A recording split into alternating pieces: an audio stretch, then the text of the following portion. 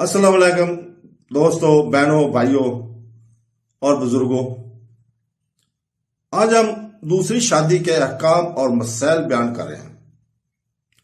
نکاح انبیاء کی سنت ہے۔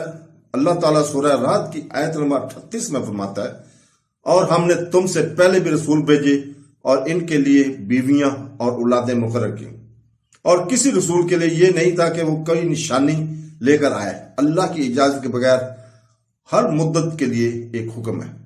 اور اللہ تعالیٰ نے سورہ نساء آیت نمبر 3 میں یہ بھی فرمایا ہے کہ اور اگر تمہیں ڈر ہو کہ تم یتیم لڑکیوں کے ساتھ انصاف نہیں کر سکو گے تو ان دوسری عورتوں میں سے جو تمہیں پسند ہو ان سے نکاح کر لو، 2 3 یا 4۔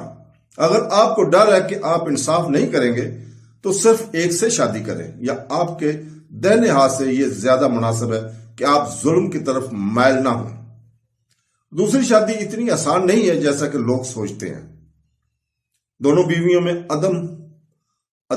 عدل قائم کر کے اوپر والی آیت میں اللہ تعالیٰ کا یہ قول کس بات کا ثبوت ہے کہ اگر انصاف نہ کر پائے تو ڈر ہو تو ایک ہی کافی ہے۔ اللہ تعالیٰ نے سورہ نور کی آیت نمبر 33 میں فرمایا، اور جن لوگوں کو نکاح کی ضرورت نہیں وہ پاک رہیں یہاں تک کہ اللہ انہیں اپنے فضل سے غنی کر دے۔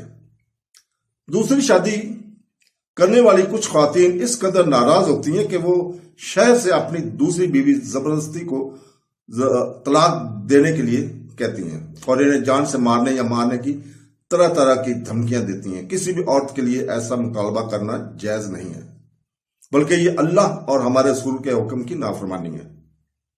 صحیح بخاری حدیث نمبر 5152 میں رسول پاک صلی اللہ علیہ وسلم نے فرمایا کہ کسی عورت کے لیے جائز نہیں کہ وہ خود سے نکاح کرنے کے لیے دوسری عورت کی طلاق طلب کرے، لہذا صبر کرنا چاہیے اور اپنے آپ کو شریعت کا پابند بنانا چاہیے۔ اگر آپ بیوہ یا طلاق یافتہ ہیں اور ایک مرد آپ سے شادی کرے لے تو کیا آپ خوش ہوں گے یا غمگین؟ یہ شیطان ہی ہے جو لوگوں کے دلوں میں اخلاص کا دروازہ بند کر دیتا ہے اور کفر کے وسوسے ڈالتا ہے۔ تو دوستو، اللہ تعالیٰ سے دعا ہے کہ وہ ہمیں قرآن حدیث کے احکامات پر عمل کرنے کی توفیق عطا فرمائے۔ آمین ثم آمین۔ اللہ حافظ۔